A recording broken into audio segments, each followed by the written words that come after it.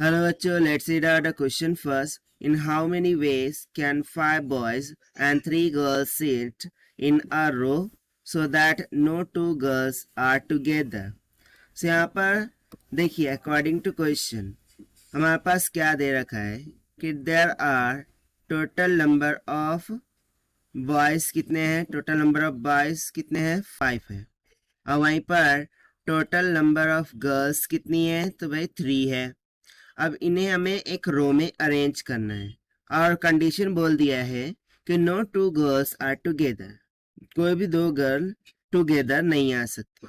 सो ऐसे कितने total number of possible cases हो सकते हैं, ठीक है, how many ways we can sit them, वो हमें कैलकुलेट करके बताना है।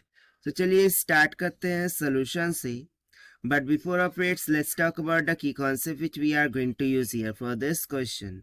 So यदि मैं मानूं कि n number of things हो, ठीक है, n number of things हो हमारे पास और उन्हें हमें r number of objects उसमें से select करना हो, ठीक है। So उसके लिए simply जो number of ways का formula होता है, that is number of ways in that we can arrange them will be NCR हो जाएगा।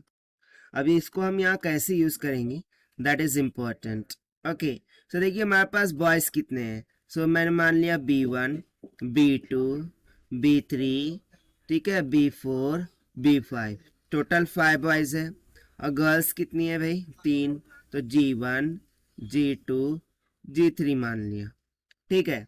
सो देखिए अकॉर्डिंग टू क्वेश्चन कंडीशन क्या बोल रखी थी कि नो 2 गर्ल्स विल टुगेदर, यानी कि गर्ल एक दूसरे के बाजू में नहीं आना चाहिए। सो उनके लिए टोटल पॉसिबल केसेस क्या हो जाएंगी, दैट इज कि 2 गर्ल यहाँ पर बन जाए, फिर यहाँ पर बैठ जाए, यहाँ पर और एक यहाँ पर, यानी कि 2 गर्ल के बिटवीन में एक बॉयज आना चाहिए या फिर 2 बॉयज के बिटवीन में एक गर्ल आना चाहिए, ठीक है। यही पॉसिबल केस यहाँ पर बनता हुआ दिख रहा है।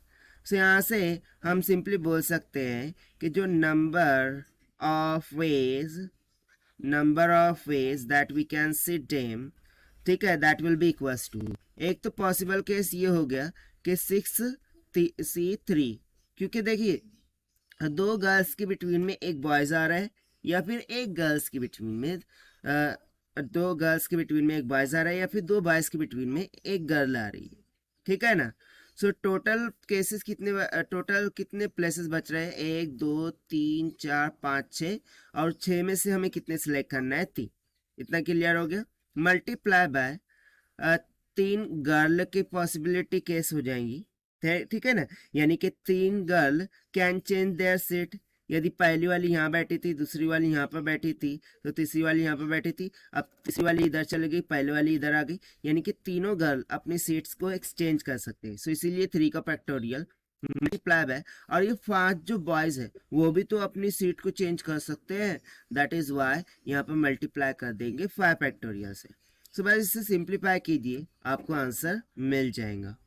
तो इसको थोड़ा सॉल्व करते हैं। सो ये फॉर्मूला तो आपको पता ही है, n factorial divided bye n minus r, यानी कि 6 माइनस 3 कितना हो गया, 3 factorial, okay, multiply by r factorial यानी कि 3 factorial, multiply bye 3 factorial, multiply by 5 को हम किस तरीके से लिख सकते हैं, 5 को हम लिख सकते हैं सिंपली 5 फैक्टोरियल ही रहने देते हैं, okay, let's say this as 5 factorial.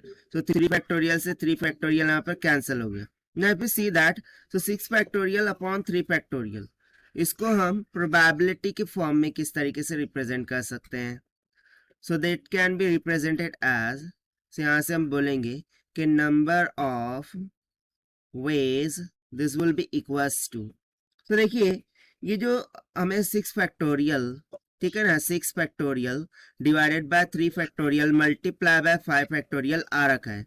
So 6 factorial by 3 factorial को हमें 6p3 इस तरीके से भी लिख सकता हूँ और मल्टीप्लाई बाय 5 फैक्टोरियल। सो देखिए यही हो जाएगा हमारा आंसर, जो कि हमने सॉल्व किया है by using the concept of number of ways formula, that is NCR. So now let us take the option. So option B will become correct. So this is the required solution. I hope you understood well. Best of luck. Thank you.